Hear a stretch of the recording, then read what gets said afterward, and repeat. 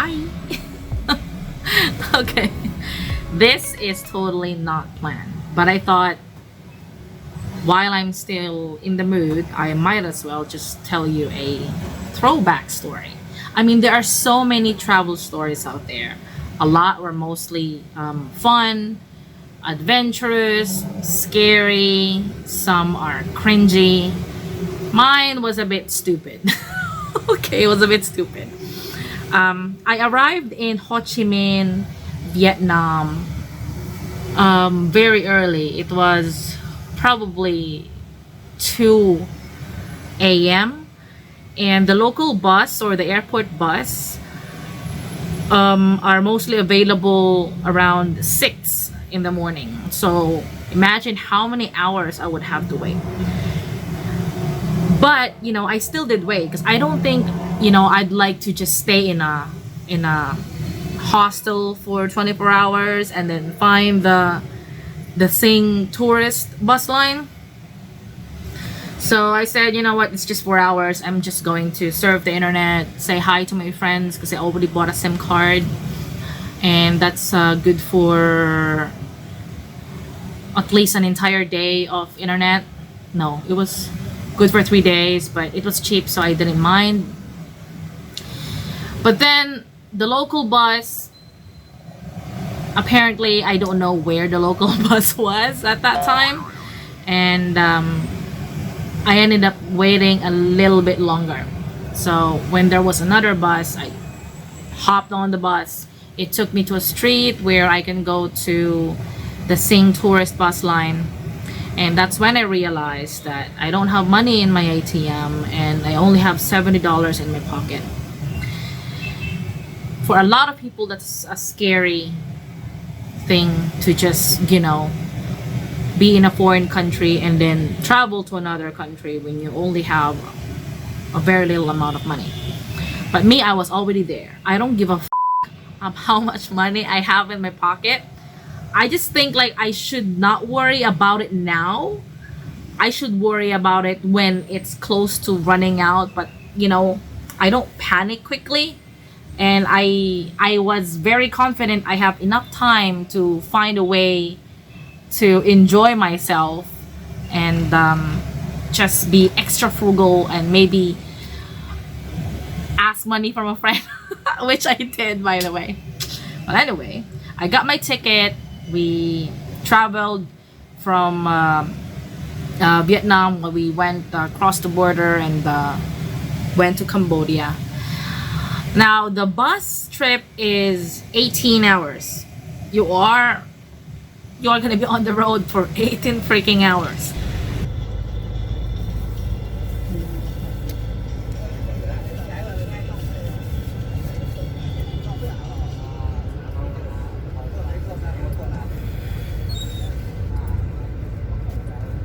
We left at 6 in the morning or 6:40ish, and right now it's just like past 12 noon, and we're probably not yet in Phnom Penh. So that's all we've been waiting for. I just slept for like 5 hours. I didn't even notice it. It was like time flies. But at least I've been seeing less dusty road, less construction looking city like. It's more fun. That's how long it was. But I didn't mind because I feel like I'm going to enjoy the road trip anyway. And I realized that when you cross the border, some areas of Cambodia is like very dusty, and you can see a lot of uplands, low mountains, and a floodplain. That's the thing that really overwhelmed me, because I've seen a lot of lowlands when the river overflows, then a part of the land is covered with water, but that was like so vast. Like it was such a wide area of land, mostly, I don't know, rice fields perhaps, because you can see the grass and the trees, but it's covered with water. So What? Bro, what are you talking about, man? I didn't realize that Cambodia has a lot of floodplains and the fact that we are next to the Mekong River and another lake. So that's not surprising, but I was surprised because I didn't know about that early on. Well, anyway, I spend my time sleeping in the bus, and when I wake up, because we do have like stopovers to store and take a break, smoke cigarette, eat whatever, go to the loo, we have that. And I use the time to think about what to do next. So the first step that I made is how fast I can ask for my payment, because I do write articles. I bring my laptop with me, but then the problem is PayPal will take 7 days before the money gets fully transferred to your bank account. So that was a bit of a concern for me. The last thing I wanted to do is to ask money from friends, because that's embarrassing. I mean, you traveled all the way to another country in Southeast Asia and you're gonna ask money from your friends. Whew.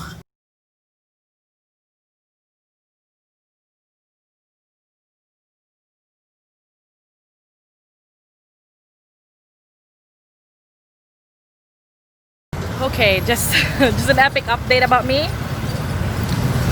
Behind me is like a Hard Rock Cafe here in Siem Reap, and there's like a line of shops and hostels. And here's the funny part. I got here with a very small amount of money, and for some people that's too risky. They might want to move their travel or something. I didn't. So for like almost 2 days, I got stuck with just $50. Yes, that's $50 fucking dollars.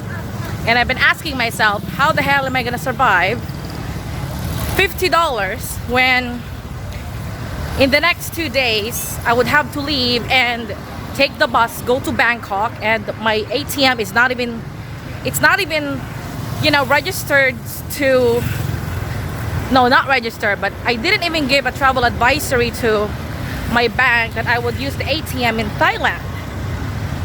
The bus will drop me not at the airport, but it will drop me somewhere else, like a bus station with a nearby rail link.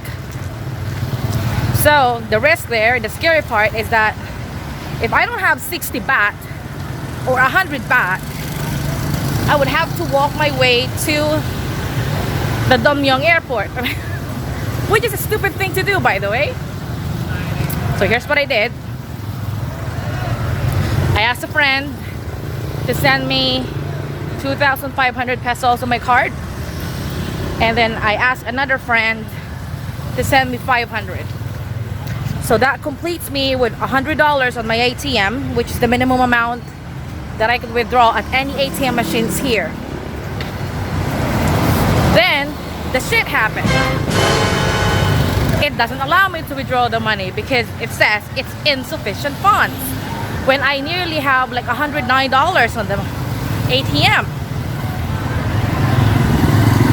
So here's what I did.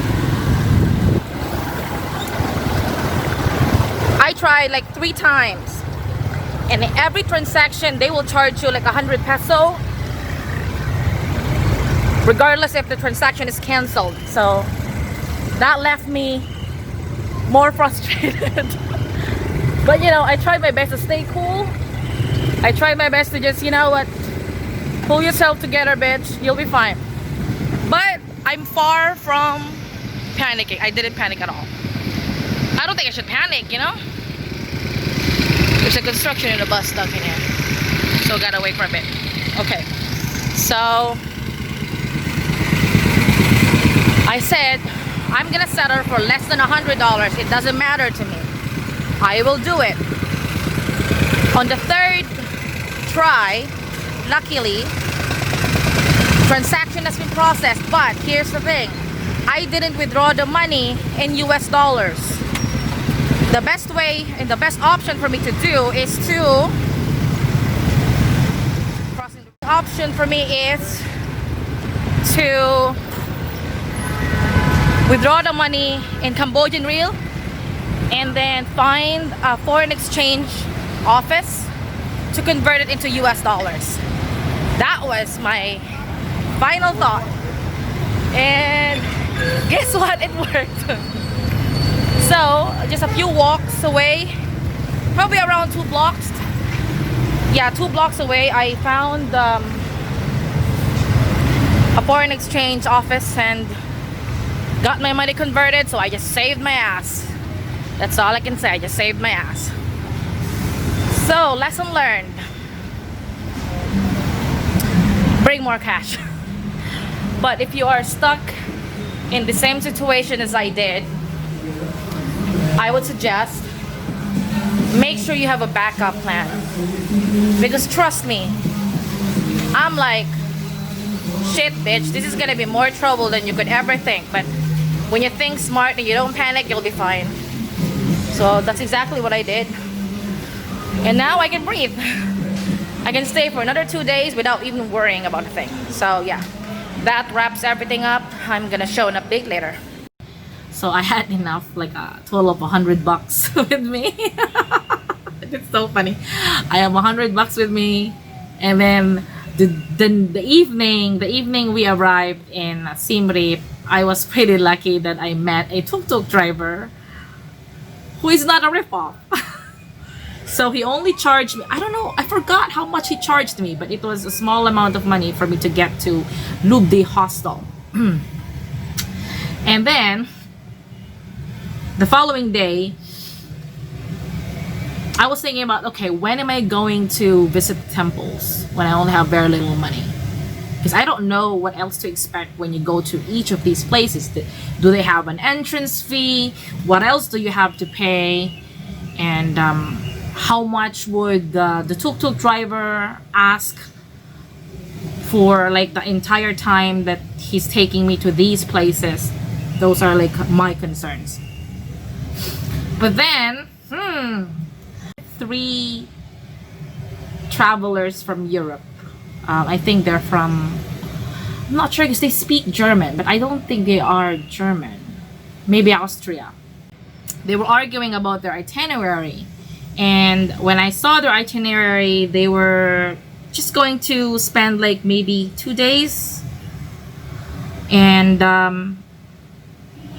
the money that they came up with was $200. And for me, I'm like, $200, that's a big amount of money for just 2 days. It's not like you're going somewhere like very expensive. And I thought, you know what, maybe I should help you with your itinerary to get it cheaper without compromising your comfort. They saved $70 for the itinerary that I updated for them.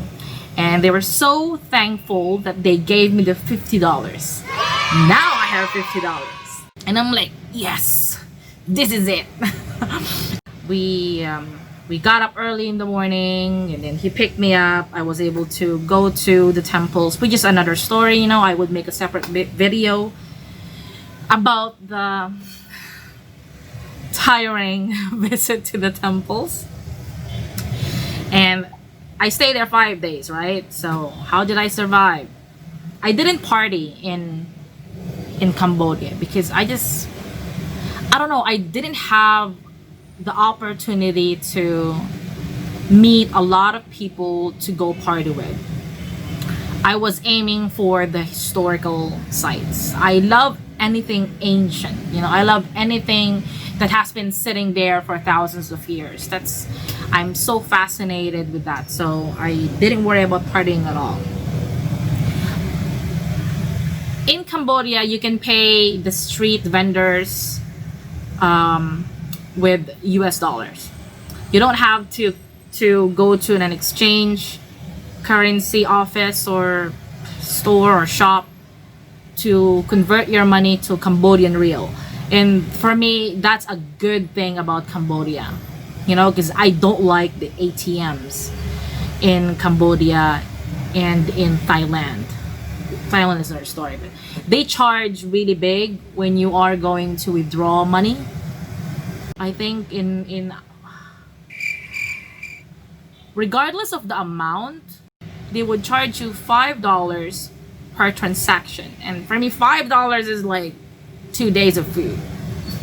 So I don't like that idea. So, but I did withdraw the money anyway, all of it, and I saved every cash that I can, and I kept a few dollars inside my bag, which added up to my whole week expenses.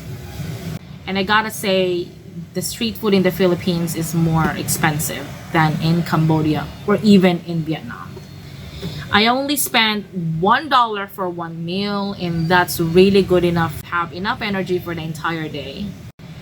I do intermittent fasting, so I don't really eat 3 times a day. I eat every 16 hours, sometimes 20 hours.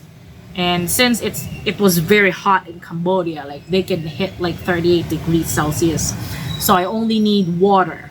Water is free at the hostel, so I can only bring like a big bottle with me and I'm good.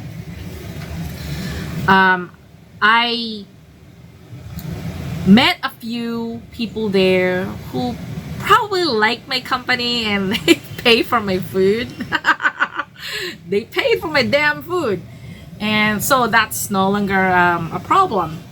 Now, the next thing I was worrying about is how am I gonna get around Siem Reap? Because walking would be too tiring, although I did walk a lot, but it's more convenient when you have the public transportation. Tuk-tuk is okay, but you know, I was still looking for something that is less, less it's not even expensive, but at least, it will not. 75 years later. Well, okay, I just wanted it for free. I'll put it that way. I met an Australian guy who has been staying in Siem Reap for a year maybe, and he had a scooter. So he offered to drive me around Siem Reap on his scooter rather. And I pretty much enjoyed that. I visited a few coffee shops, restaurants, and wow, there is a street there that you can feel so much of the French vibe. That was a good vibe for me, and yeah, it was good. I was able to see Siem Reap by foot and a free ride, and I am proud of myself, but I'm smart. I'm proud of myself. I'm smart doing that, but it was really awesome. 5 days I survived $100 in total, but I started off with just $70. So the $50 I earned, I paid that for me to be able to visit the temples, $37. The remaining amount, I think I paid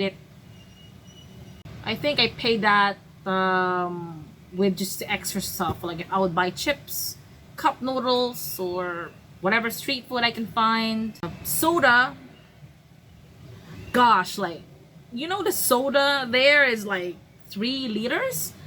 Jesus Christ, I haven't seen anything like that here in my country. I mean, in the Philippines, you can buy 1.5 liter or 2 liters of Coke.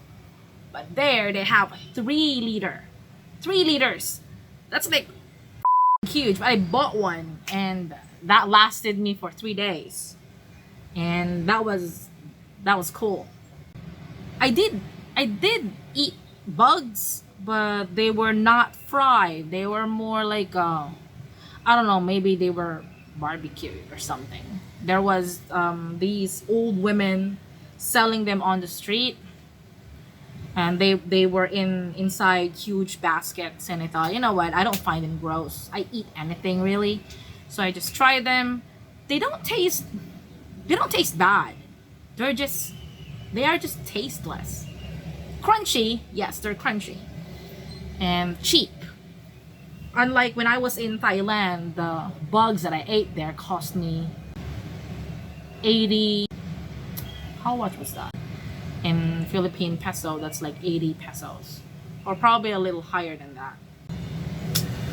I definitely am gonna do it again. I don't care if I'm gonna get in a bit of trouble.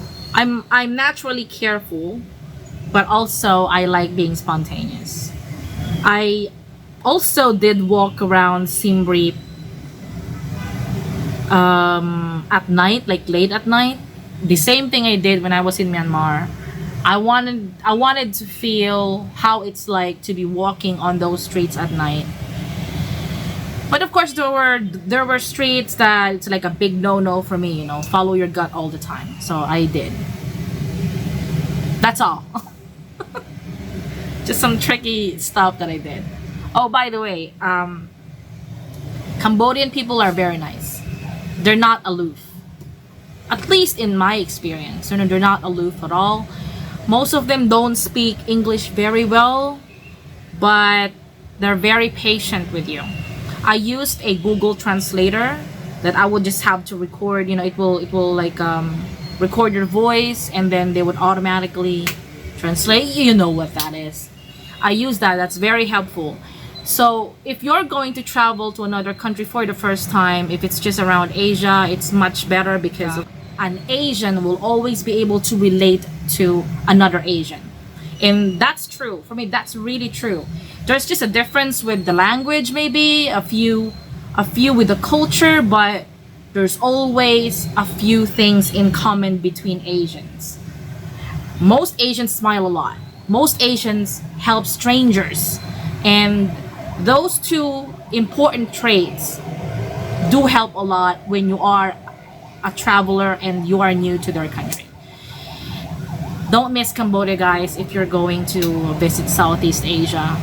Cambodia is amazing. I mean, I owe Cambodia an apology because I did underestimate Cambodia. I really thought like, there's just probably another crappy country. They only have temples anyway, and they probably have really weird food. I was totally wrong. Cambodia is beautiful. Like, even though it's a bit scary because, you know, you just don't know what to expect because of what you see on the TV or on the videos. Mostly just the dark side of a country, but Cambodia overall is really good as long as you know where not to go and what not to do. That's just common sense, right? Oh yeah, another thing before I forget. I've never seen a place like an entire city under construction. I've seen that in Cambodia. When we crossed the border, the first part of the road, just this part of the city that we passed by, I think we drove for like maybe an hour or two, and the entire place is under construction. Every building is like just skeletons, and it's very dusty, but it looks nice. I wasn't discouraged at all. And there you can also see like small temples behind, just, you know, like a backdrop or something. But I think they are planning to build there a casino because one building looks like a casino to me. But that's just, you know, just random thing, just an observation. Well, anyway, that wraps this video. I think I talked enough, and well, anyway, guys, I'll see you again on the next video. Bye.